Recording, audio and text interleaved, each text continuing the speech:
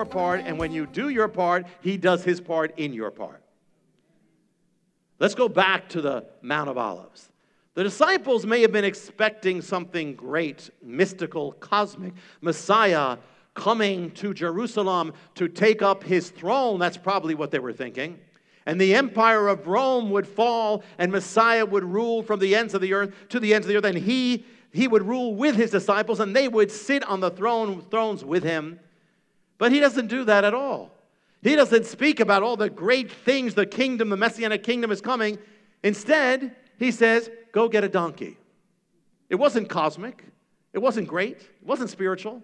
Didn't seem to be. It wasn't complicated. It was very simple. Go get a donkey. Same thing, same principle as with Naaman. You know, here Naaman says, I came all the way here to go into that dirty river, the Jordan River. We've got so many better rivers here in our land. And yet then he's rebuked. Listen, he said, do what the prophet said. It doesn't have to be big, just do. It could be little, just do what he said. So with the donkey, it's something so simple, untie the donkey, but the purposes of God are going to be fulfilled, which will be far greater and far more glorious than anything they could have imagined that day. Getting the donkey, the entire redemption, because that donkey is going to bring in Messiah to Jerusalem, and Messiah in Jerusalem is going to die for our sins and bring in redemption and the new creation, and it's going to bring in the resurrection, it's going to bring in the age. All starts with a donkey. The entire cosmos, it's bigger than Rome falling, and Rome will fall with the gospel coming in. It will all that's going to happen, but it's going to start with a donkey. If they don't do the first step, they'll never get to the last step. You want great things in your life? How about doing the little things that God asks you to do? Be faithful in the little things, and you'll be faithful in the big things. You see, obedience in the little things will lead to the big things of God. But it's obedience in the regular, everyday things that lead to that, in the daily time with God, in the daily time, your daily time in the Word, your daily times of turning down that sin. That'll open the doors to the great things of God.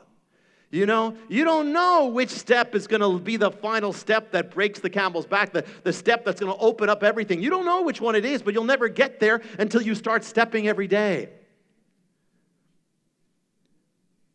Next thing here. Note how this is all fulfilled. Palm Sunday.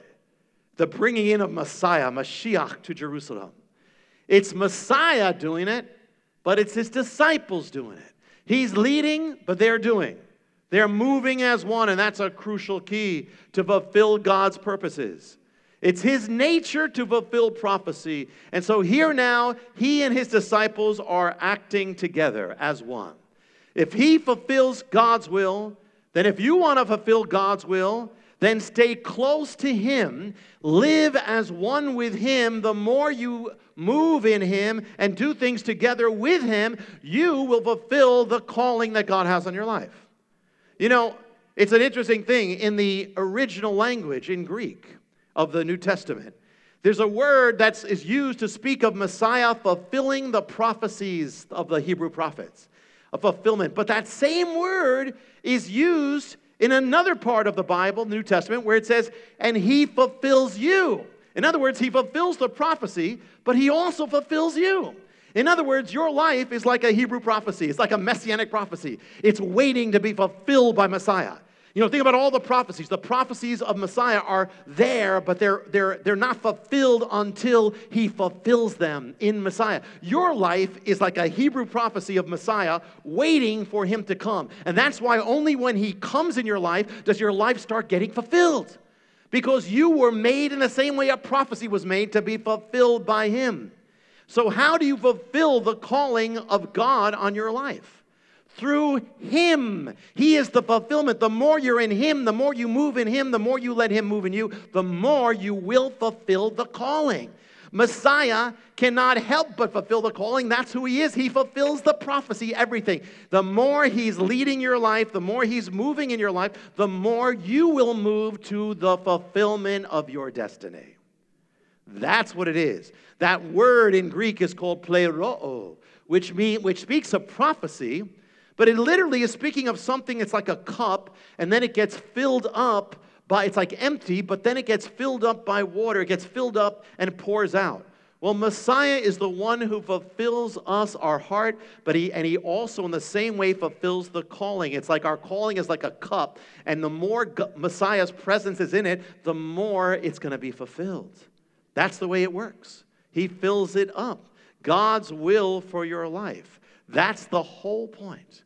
And if you walk in him, the more you follow him, the more you turn down what is not of him, and the more you walk in it, in the right time, it's going to happen. Things will happen. And it'll be just like Palm Sunday. Things will happen. It doesn't happen every day. You don't see it every day, even though it's there. But there are moments you'll see, whoa, how God led me here. Through him, through his power, God will do it. He will do it. On Palm Sunday, they came closest to that moment. They were with him every day before that. They were following him every day before that. They were getting used to doing everything with him before that. So the more you do every day with Jesus, the more you do, the more you're going to get to those big moments of prophetic destiny. You know, they got bracelets that say WWJD. What would Jesus do? And that's not a bad thing. That's a good thing. What would Jesus do wherever I am in my life? What would he do now? How would he spend his time? Would he do this? Would he not do that? It's a good thing. But it's even bigger than that. It's not just what would Jesus do. It is what is Jesus doing now. It's not just what he would. He's in me now. So what will he do? What he's in me now? What does he will to do? Let him do that. The disciples didn't have to know the prophecy or realize the connection between the prophecy and what they were doing that day. All they had to do was trust God and follow him. And they would end up fulfilling the ancient prophecy. So with you, you don't have to understand everything. You don't have to understand what God's doing in your life. You don't have to understand any of it. You don't have to know why he's doing it or what. You don't have to know what he's doing half the time. You just have to listen to his voice, trust him, follow him, and leave the rest to him. And it will work out if you do that. I mean, imagine, here they are, the Israelites, they're circling Jericho, circling. They didn't have to understand it. They just had to do it. I remember when we needed a building.